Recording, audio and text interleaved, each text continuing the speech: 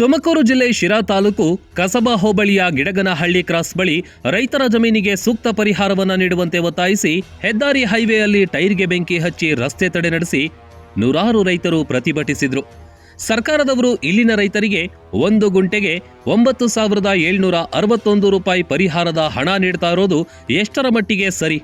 ಇದೇ ಭಾಗದ Madalur survey number ಈಗಿರುವ ಸಬ್ ರಿಜಿಸ್ಟರ್ ಬೆಲೆ 98,700 ರೂಪಾಯಿ ಇದ್ದು, ನ್ಯಾಷನಲ್ ಹೆದ್ದಾರಿ ಹೈವೇಗೆ ಸರ್ಕಾರದವರು 1 ಗುಂಟೆಗೆ ಪರಿಹಾರ ನೀಡ್ತಾ ಇರೋದು 33,000 ರೂಪಾಯಿ. ಸದರಿ ಕೊಟ್ಟ ಗ್ರಾಮ ಪಂಚಾಯಿತಿ ಸರ್ವೆ ನಂಬರ್ಗಳಿಗೆ ಈಗಿರುವ ಸಬ್ ರಿಜಿಸ್ಟರ್ ಬೆಲೆ 1,07,000 ರೂಪಾಯಿ. ಹೀಗಾಗಿ ಸರ್ಕಾರ ಮರುಪರಿಶೀಲಿಸಿ ಈಗಿರುವ ಸಬ್ ರಿಜಿಸ್ಟರ್ ಬೆಲೆಗೆ ಅನುಗುಣವಾಗಿ ಪರಿಹಾರ ನೀಡುವಂತೆ ರೈತರು ಆಗ್ರಹಿಸಿದ್ದಾರೆ.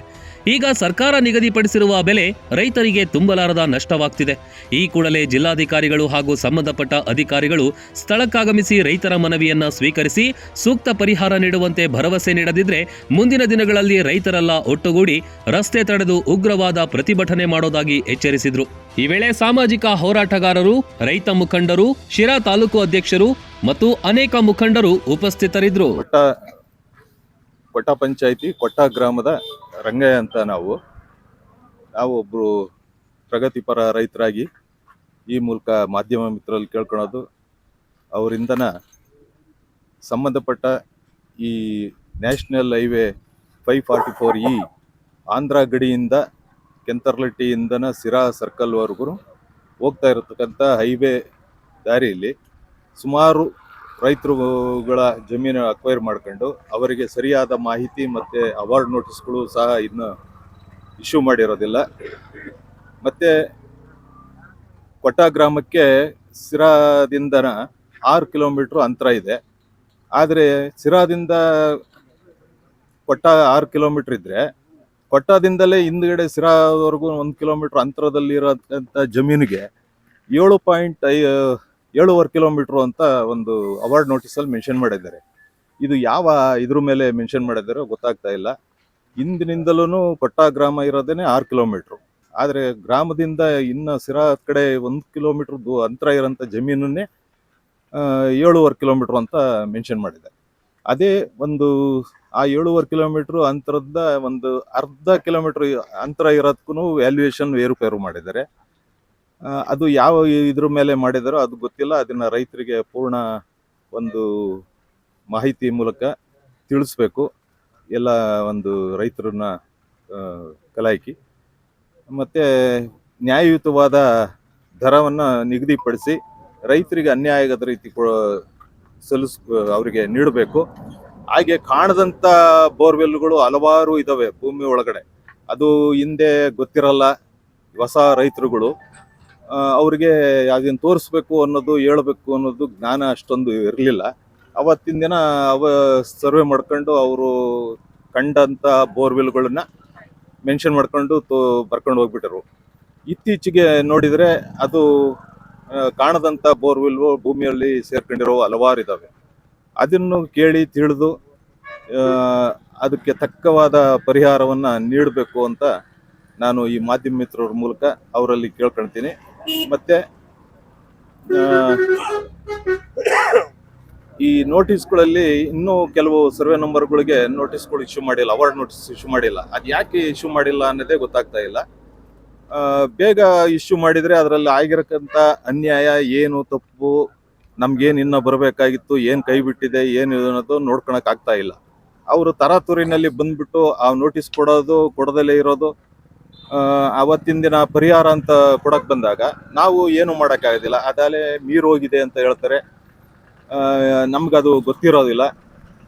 ಮತ್ತು ನಾವು ಅವ್ರಿಗೆ ಹಲವಾರು ಸರಿ ಅವ್ರಿಗೆ ಮನವರಿಕೆ ಮಾಡಿದ್ವಿ, ಸರ್ ಯಾಕೆ ನೋಟಿಸ್ಗಳು ಇಶ್ಯೂ ಮಾಡಿಲ್ಲ ಅಂತ. ಅವರು ಒಬ್ಬರ ಮೇಲೆ ಒಬ್ಬರು ಹೇಳ್ಕೊಳ್ತಾ ಇದ್ದಾರೆ. ನಮ್ಮ ಐಬಿನಲ್ಲೇನೆ ನಾನು 2-3 ಸಲ ಕೇಳಿದಾಗ ಅವ್ರ ಮೇಲೆ ಇವ್ರ ಮೇಲೆ ಇದಾವೆ, ನಮ್ಮ ಹತ್ರ ನೋಟಿಸು ಕೊಡ್ತೀವಿ ನಾಳೆ ಅಂದರು. ಇಲ್ಲಿಗೆ 15 ದಿವಸ ಆಗಿದೆ. 3ನೇ ತಾರೀಕು ಮೀಟಿಂಗ್ ಇತ್ತು ಬುಕಾಬಂಡದ್ದು. ಅವತ್ತಿನ ದಿನ ನಾವು ಕೇಳಿದಾಗ ಹೌದು ಇದೆ, ಅದನ್ನ ಕೊಡ್ತೀವಿ ಅಂತ ಹೇಳಿದ್ರು. ಇಲ್ಲಿನವರೆಗೂ ಕೊಟ್ಟಿಲ್ಲ. ಅವನ್ನ ಬೇಗ ತಲುಪಿಸ್ಬೇಕು. ಇದು 544 ಓಡಿಕೊಂಡ ಟು ಸಿರಾಕ್ಕೆ ಆಗಿರ್ತಕ್ಕಂಥ ರಸ್ತೆ. ಇದರಲ್ಲಿ ಸುಮಾರು ಕೆಂತರ್ಲಟ್ಟಿ ಬಾರ್ಡರ್ನಿಂದ ಹಿಡಿದು ಸಿರಾ ಸರ್ಕಲ್ಗೆ 222-25 ಜನ ಖಾತೆದಾರ ಇರ್ತಕ್ಕಂಥ ರಸ್ತೆ ಆಗಿದೆ. ಇದರಲ್ಲಿ ಕೆಲವರಿಗೆ ನೋಟಿಸ್ ಕೊಟ್ಟಿದ್ದಾರೆ, ಕೆಲವರಿಗೆ ನೋಟಿಸ್ ಕೊಟ್ಟಿಲ್ಲ. ಇನ್ನು ಕೆಲವರಿಗೆ ಅವಾರ್ಡನ್ನು ಸರಿಯಾಗಿ ಫಿಕ್ಸ್ ಮಾಡಿಲ್ಲ. ಈ ಅವಾರ್ಡ್ ಕಮ್ಮಿ ಆಗಿರೋದ್ರಿಂದನ ಇದಕ್ಕೆ ಸರ್ಕಾರದ ವತಿಯಿಂದ ಹೆಚ್ಚಿನ ಪರಿಹಾರ ಅನುದಾನ ಕೊಡಬೇಕಂತೇಳಿ ತಾವು ಈ ಟಿವಿ ಮೂಲಕ ಕೇಳ್ಕೊಳ್ತಾ ಇದ್ದೀವಿ. ಸಿರಾ ತಾಲೂಕು ಕಸಬಾ ಹೋಬಳಿ ಮದಲೂರು ಗ್ರಾಮ ಪಂಚಾಯತಿ, ಕೊಟ್ಟ ಗ್ರಾಮ ಪಂಚಾಯತಿ ಮತ್ತು ವನಗನಹಳ್ಳಿ ಪಂಚಾಯಿತಿಯಲ್ಲಿ ಕೆಲವು ರೈತರು ಜಮೀನು ಅಕ್ವಿಷನ್ ಮಾಡ್ತಿದ್ದಾರೆ. ನ್ಯಾಷನಲ್ ಹೈವೇ 544 ಈ ರಾಷ್ಟ್ರೀಯ ಹೆದ್ದಾರಿ ರಸ್ತೆಗೆ ಸುಮಾರು ಜನ ರೈತರದು ಸುಮಾರು 120 ಜನ ರೈತರನ್ನು ಅಕ್ವಿಷನ್ ಮಾಡ್ಕೊಂಡಿದ್ದಾರೆ. ನ್ಯಾಷನಲ್ ಹೈವೇ ಮತ್ತು ಲ್ಯಾಂಡ್ ಅಕ್ವಿಷನ್ ಆಫೀಸರ್ಗಳು ಕೆಲವು ರೈತರಿಗೆ ನೋಟಿಸ್ ಕೊಟ್ಟಿದ್ದಾರೆ, ಕೆಲವು ರೈತರಿಗೆ ನೋಟಿಸ್ ಕೊಟ್ಟಿಲ್ಲ. ಮತ್ತು ಇದರಲ್ಲಿ ಡ್ರಾಮಾ ಮಾಡ್ತಿದ್ದಾರೆ. ಮತ್ತು ಯಾರು ಲ್ಯಾಂಡ್ ಅಕ್ವಿಷನ್ ಆಫೀಸರು ಮತ್ತು ಇಂಜಿನಿಯರ್ಗಳು ಈಗ ನಮಗೆ ಇಲ್ಲಿ ಪ್ರೆಸೆಂಟ್ ಏನು ರೇಟ್ ಇದೆ ಅಂದರೆ, 1 ಗುಂಟೆಗೆ ಸರ್ಕಾರದ ರಾಜ್ಯ ಪತ್ರ 1 ಗುಂಟೆಗೆ 98,000 ರೂಪಾಯಿ ಇದೆ. 1 ಗುಂಟೆಗೆ ಇವ್ರೇನು ಮಾಡಿದ್ದಾರೆ, 1 ಗುಂಟೆಗೆ 9,761 ರೂಪಾಯಿ ಕೊಡ್ತೀನಿ ಅಂತ ಹೇಳ್ಬಿಟ್ಟು ಎಲ್ಲ ರೈತರಿಗೆ ಪತ್ರ ಕೊಟ್ಟಿದ್ದಾರೆ. ಈಗ ಎಲ್ಲ ರೈತರು ಸಮೇತ ತುಂಬ ಭಯಪಟ್ಟು ಈಗ ಎಲ್ಲ ಇಲ್ಲಿ ರೈತರ ಜಮೀನು ಇರೋದು ಅರ್ಧ ಎಕರೆ, 3/4 ಎಕರೆ, 1 ಎಕರೆ ಅಷ್ಟೇ ಇರೋದು. ಯಾರು 20 ಎಕರೆ 30 ಎಕರೆ ಫ್ರೀಯಾಗಿ ಕೂಡ ಜನ ರೈತರು ನಮ್ಮಲ್ಲಿದ್ದಾರೆ. ಯಾಕೆ ಯಾರೊಬ್ರು ಸ್ಟ್ರಾಂಗ್ ಆಗಿ ಕೇಳೋ ಆಗ್ತಿಲ್ಲ. ಯಾಕೆಂದ್ರೆ ತುಂಬ ಭಯ ಇಡ್ತಾರೆ. ಈ ರೋಡ್ ಕಾಂಟ್ರಾಕ್ಟ್ಗಳು ಮತ್ತು ಹನುಮಂತರಾಯಪ್ಪ ಅನ್ನೋ ವ್ಯಕ್ತಿ ದೌರ್ಜನ್ಯದ ಒಂದು ರೋಡೆಲ್ಲ ಅಂದರೆ ರೋಡ್ ಕ್ಲೀನ್ ಮಾಡೋದು, ರೋಡ್ ಮಾಡೋಕ್ಕೆಲ್ಲ ಹೋಗ್ತಿದ್ರು. ನಾವು ಸ್ಟಾಪ್ ಮಾಡೋದ್ರಿಂದ ಎಲ್ಲ ಡಾಕ್ಯುಮೆಂಟ್ಸ್ ಚೆಕ್ ಮಾಡಿದಾಗ 1 ಗುಂಟೆಗೆ 1 ಲಕ್ಷ ರೂಪಾಯಿ ಇಂಟು ನ್ಯಾಷನಲ್ ಹೈವೇ ಪ್ರಕಾರ 4 ಪಟ್ಟು ಹೆಚ್ಚಿಗೆ ಕೊಡಬೇಕು. ಅಂದರೆ 4 ಲಕ್ಷ ಚಿಲ್ಲರೆ ಕೊಡೋಕ್ಕಾಗುತ್ತೆ. ಇವ್ರು ಏನು ಮಾಡ್ತಾರೆ, ಒಂದು ಗುಂಟೆಗೆ 9,700 ಚಿಲ್ಲರೆ ಕೊಡ್ತಿದ್ದಾರೆ. ಅದು ತುಂಬ ನಷ್ಟ ಆಗ್ತದೆ ರೈತರಿಗೆ. ಇದು ಯಾಕೆಂದ್ರೆ ಈ ಥರ ಪರಿಹಾರ ಕೊಟ್ಟರೆ ರೈತರು ಬದುಕೋ ಪರಿಸ್ಥಿತಿ ಇಲ್ಲ.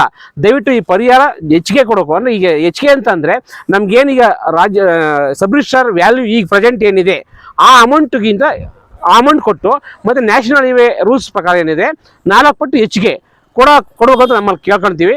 ಇವತ್ತು ಸೈಲೆಂಟಾಗಿ ಓಟ ಮಾಡ್ತಿದ್ದೀವಿ. ಇದು DC ಅವ್ರಿಗೆ ಮತ್ತು ಉಸ್ತುವಾರಿ ಸಚಿವ G. ಪರಮೇಶ್ ಸಾಹೇಬ್ರಿಗೆ ಮತ್ತು ಸ್ಥಳೀಯ ಶಾಸಕರಿಗೆ ಜಯಚಂದ್ರ ಸಾಹೇಬ್ರಿಗೆ ಇದು ವಿಷಯ ಗೊತ್ತಿದ್ದು ಸಮೇತ ಅವ್ರು ಯಾವುದೇ ಗಮನ ಹರಿಸ್ತಿಲ್ಲ.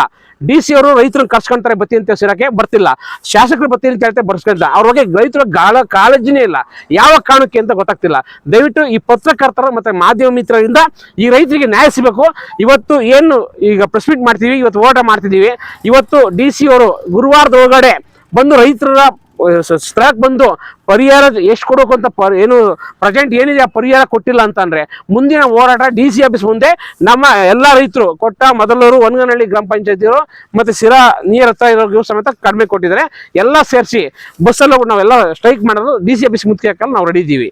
ಇದು ರೈತರ ಹೋರಾಟ ಏನ್ ನಡೀತಾ ಇದೆ ಈ ಭಾಗದಲ್ಲಿ NH4 544 ಈ ಒಂದು ರಸ್ತೆ ಕಾಮಗಾರಿ ಶುರುವಾಗ್ತಾ ಇದೆ. ಈ ಭಾಗದಲ್ಲಿ ರೈತರುಗಳಿಗೆ ಅಪಾರ ನಷ್ಟ ಮಾಡ್ಕೊಳ್ತಿದ್ದಾರೆ. ಅಂದ್ರೆ ಅಲ್ಪ ಸ್ವಲ್ಪ ಜಮೀನುಗಳನ್ನ ಸಹ ಇವರು ರಸ್ತೆಗೆ ಬಳಸ್ಕೊಳ್ತಾ ಇದ್ದಾರೆ. ಬಳಸ್ಕೊಂಡು ಸಹ ಅದಕ್ಕೆ ಎಷ್ಟು ಪೂರಕವಾದ ಅಮೌಂಟು ಕೊಡಬೇಕು ಅದನ್ನು ಕೊಡ್ತಾ ಇಲ್ಲ. ಸ್ವಲ್ಪ ಜಮೀನುಗಳನ್ನ ದುಡ್ಕೊಂಡು ತಿನ್ನೋಕೆ ಅಂತ ಇರ್ತಕ್ಕಂಥ ಜಮೀನುಗಳು ಸಹ ಇವರು ರಸ್ತೆಗೆ ಬಳಸ್ಕೊಂಡು ಆ ರೈತನಿಗೂ ಸಹ ಎಷ್ಟು ಅಮೌಂಟ್ ಕೊಡಬೇಕು ಅಂತಂದು ಹೇಳ್ಬಿಟ್ಟು ಸರ್ಕಾರ ಎಷ್ಟು ನಿಗದಿಪಡಿಸಿದ್ಯೋ ಅದನ್ನ ಪೂರಕ ಅಮೌಂಟ್ ಕೊಡ್ದಂಗೆ ಗುತ್ತಿಗೆದಾರಗಳು ಮತ್ತೆ ಮಧ್ಯವರ್ತಿಗಳು ಇವರೆಲ್ಲನ ದುರ್ಬಳಕೆ ಮಾಡಿಕೊಂಡು ರೈತರನ್ನ ಎದುರಿಸಿ ಬೆದರಿಸ್ಕೊಂಡು ಇಲ್ಲಿ ರಸ್ತೆ ಕಾಮಗಾರಿ ಶುರು ಮಾಡ್ತಾ ಇದ್ದಾರೆ. ಈ ರೈತರುಗಳು ಗಮನಕ್ಕೆ ಬಂದು ಆ ರೈತರುಗಳಿಗೆ ಪೂರಕ ಮಾಹಿತಿ ಸಹ ತಲುಪಿಸಿರ್ಲಿಲ್ಲ. ಆ ಒಂದು ಷಡ್ಯಂತ್ರಗಳಿಂದ ದೂರಪಟ್ಟು ಇವತ್ತು ರೈತರೆಲ್ಲ ಒಗ್ಗಟ್ಟಾಗಿ ನಮಗೆ ಪೂರಕ ಮಾಹಿತಿಗಳನ್ನು ಕೊಡಿ, ಆದರೆ ನಮ್ಮ ಸ್ವಲ್ಪ ಜಮೀನುಗಳು ಏನಿದಾವೆ ಆ ಸ್ವಲ್ಪ ಜಮೀನಾಗೆ ನಾವು ಇಷ್ಟು ದಿನ ಜೀವನ ಮಾಡ್ತಾ ಇದ್ದೀವಿ. ಆ ಜೀವನಕ್ಕೂ ಸಹ ಈ ಥರ ತೂತು ತಂದಿದ್ದಾರೆ. ಆ ಕುತ್ತು ತಂದಿರೋದ್ರಿಂದ ನಮಗೇನು ಪರಿಹಾರ ಕೊಡಬೇಕು, ನೇರ ಪರಿಹಾರ ನಮ್ಮ ಖಾತೆಗೆ ನೇರ ಕೊಡಿ. ನಮಗೆ ಎಷ್ಟು ಸರ್ಕಾರ ಆದೇಶ ಹೊಡೆದಿದೆ ಅಷ್ಟು ಅಮೌಂಟ್ ಕೊಡಿ ಅಂತಂದೇಳ್ಬಿಟ್ಟು ಇನ್ನು ಈ ಭಾಗದಲ್ಲಿ ನೋಡ್ಬೋದು. ಮದಲೂರು ಕೆರೆ ಐತಿಹಾಸಿಕ ಪ್ರಸಿದ್ಧ ಕೆರೆ. ಇಲ್ಲಿ ಎಷ್ಟೋ ರೈತರುಗಳಿಗೆಲ್ಲ ಇವಾಗ ನೀರು ಬಿಟ್ಟು ಅವಕಾಶ ಮಾಡ್ಕೊಂಡು ಕೊಟ್ಟಿದ್ದಾರೆ. ಈಗ ಭೂಮಿನ ನಂಬ್ಕೊಂಡು ಜೀವನ ಮಾಡ್ತಾ ಇರ್ತಕ್ಕಂಥ ಇವಾಗ ಎಷ್ಟು ರಸ್ತೆಗಳು ಭೂಮಿ ಹೋಗಿದ್ದಾವೆ ಅವೆಲ್ಲ ಬೋರ್ವೆಲ್ ಇದಾವೆ. ಇಲ್ಲಿ ಯಾವುದು ಬರಡು ಭೂಮಿ ಇಲ್ಲ. ಆಗ ರೈತ ಬೋರ್ವೆಲ್ ಹಾಕೊಂಡು ಜೀವನ ಮಾಡ್ತಾ ಇರ್ತಕ್ಕಂಥ ರೈತನ ಹೊಟ್ಟೆ ಬಡ್ದು ಕೂಲಿ ಸಾಲ ಗೀಲ ಮಾಡ್ಕೊಂಡು ಬೋರ್ ಹಾಕಿಸ್ಕೊಂಡು ಇವಾಗ ಸ್ವಂತ ದುಡಿಮೆಯನ್ನು ಸೃಷ್ಟಿ ಮಾಡ್ಕೊಂಡು ಬದುಕ್ತಾ ಇದ್ದ. ಆ ಬದುಕಂತ ದಾರಿನೂ ಸಹ ಕುತ್ತು ತಂದು ಮಾಡ್ತಾ ಇದ್ದಾರೆ. ಅದಕ್ಕೆ ಮುಂದಿನ ದಿನಗಳಲ್ಲಿ ಸಂಬಂಧಪಟ್ಟ ಅಧಿಕಾರಿಗಳು ಈ ಕೂಡಲೇ ಸ್ಥಳಕ್ಕೆ ಬಂದು ರೈತರ ಜಮೀನು ಒಬ್ಬೊಬ್ರದ್ದು ಎಷ್ಟೆಷ್ಟು ಹೋಗಿದೆ, ಅವ್ರಿಗೆ ಎಷ್ಟು ಅಮೌಂಟ್ ಕೊಡಬೇಕು ಅದನ್ನ ನೇರವಾಗಿ ಒದಗಿಸಿ ರೈತರನ್ನ ಉಳಿಸುವ ನಿಟ್ಟಿನಲ್ಲಿ ಸರ್ಕಾರದ ಪ್ರತಿಯೊಬ್ಬ ಅಧಿಕಾರಿಗಳು, ನಮ್ಮ ಶಾಸಕರಾಗಿರ್ಬೋದು, DC ಅವರಾಗಿರ್ಬೋದು, ಗೃಹ ಮಂತ್ರಿಗಳಾಗಿರ್ಬೋದು, ದಯವಿಟ್ಟು ಆದಷ್ಟು ಬೇಗ ಸ್ಥಳಕ್ಕೆ ಬಂದು ನಮ್ಮ ಈ ಭಾಗದಲ್ಲಿ ಏನು ರೈತರಿಗೆ ಅನ್ಯಾಯ ಆಗ್ತಾ ಇದೆ ಅದ್ರ ಪರವಾಗಿ ನಿಂತ್ಕೊಂಡು ರೈತರನ್ನ ಉಳಿಸುವ ನಿಟ್ಟಿನಲ್ಲಿ ಕೆಲಸ ಮಾಡಿ ಅಂತಂದೇಳ್ಬಿಟ್ಟು ನಾನು ಈ ಮೂಲಕ ಅವ್ರನ್ನ ಪ್ರಾರ್ಥನೆ ಮಾಡ್ಕೊಳ್ತಾ ಇದ್ದೀನಿ.